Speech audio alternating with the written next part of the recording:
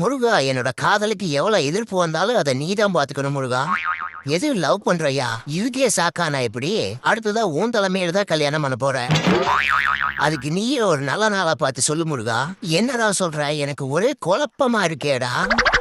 ஏன்டா பல வருஷமா லவ் பண்றவங்களே பாதியில பிரிஞ்சிடுறாங்க. நீ என்னடானா நேத்து வரைக்கும் சிங்கிளா இருந்த, இன்னைக்கு வந்து ஒரே நாள்ல லவ் பண்றாங்கிற, அதையே என்னால ஏத்துக்க முடியல. அதுக்குள்ள கல்யாணம் வேற பண்றாங்கிற. என்னடா எனக்கு ஒண்ணுமே புரியலடா. கொஞ்சம் புரியுற மாதிரி சொல்லு. அது ஒண்ணு இல்ல முருகா, நான் இன்ஸ்டாகிராம்ல ஒரு பொண்ணுக்கு ஃபாலோ ரெக்வெஸ்ட் கொடுத்தேன். அது அந்த பொண்ணு அக்செப்ட் பண்ணிட்டா. அப்ப இது லவ் தானே? அதான் நான் பார்த்தேன். ஓ, இந்த லவ்வுக்கு தான் நீ கல்யாணத்துக்கு நாள் பார்க்க சொன்னியா? ஆமா முருகா, இப்ப லவ் பண்ற, அடுத்தது நீ கல்யாணம் தானே? சரி, கவலையே படாத, நான் உனக்கு இப்பவே நல்ல நாளா பாத்துடுறேன். ஏன்டா கோயிலுக்கு வர சொன்னா இன்னும் வராம அங்க என்னடா பண்ணிட்டு இருக்க? சாரி மம்மி, இங்க எனக்கு ஏகப்பட்ட முக்கியமான வேலையெல்லாம் இருக்கு. கோயிலுக்கு வர்றதுக்கெல்லாம் எனக்கு டைம் இல்ல. முருகா முருகா முருகா முருகா. அம்மா, என்ன அங்க ஒரு பொண்ணு வயசு கேக்குது? அது பக்கத்துல ஒரு பொண்ணு சாமி கும்பிட்டு இருக்கா. இத முதல்ல சொல்ல மாட்டியா?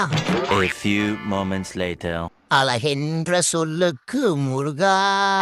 ஏன்டா இப்பதான் ஏகப்பட்ட முக்கியமான வேலையெல்லாம் இருக்குன்னு சொன்ன, அடுத்த நிமிஷமா இங்க வந்து நிக்கிற.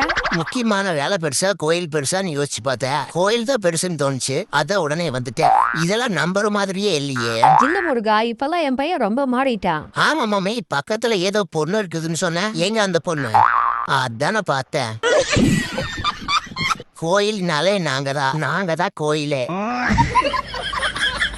அவன் இன்னும் திருந்தல மாமா. ஏம்மா இவ்வளவு அவசரமா இப்ப எங்க கிளம்பிட்டு இருக்க? நான் கோயிலுக்கு போறேன்டா. கோயிலுக்கா? அப்படின்னா இரு, நானும் வர்றேன். இது நீ கோயிலுக்கு வரையா? ஐயோ, என் பையனுக்கு பொறுப்பு வந்துடுச்சு போல. கோயிலுக்கெல்லாம் வர்றேங்கிறான். கனவெல்லாம் பலிக்குதே. சரி, போய் சாமி கிட்ட நல்லா வேண்டிக்கடா. சரிம்மா. அப்பனே முருகா, நான் ஒண்ணு மட்டும் உங்ககிட்ட கேட்டுக்கிறேன். நிறுத்து. நீ என்ன கேட்க போறன்னு எனக்கு தெரியும். நான் அதை கண்டிப்பா தரமாட்டேன்.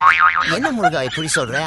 ஆமா, நீ எனக்கு என்ன கேட்பேன்னு தெரியும். நீ கேர்ள் ஃப்ரெண்ட் தான் கேட்ப, அதனால கண்டிப்பா நான் அதை தரமாட்டேன்.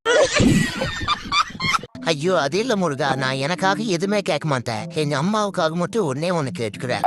ஐயோ, என் பையன் எனக்காக சாமி கிட்டலாம் வேண்ட போறா. கனவெல்லாம் பலிக்குதே.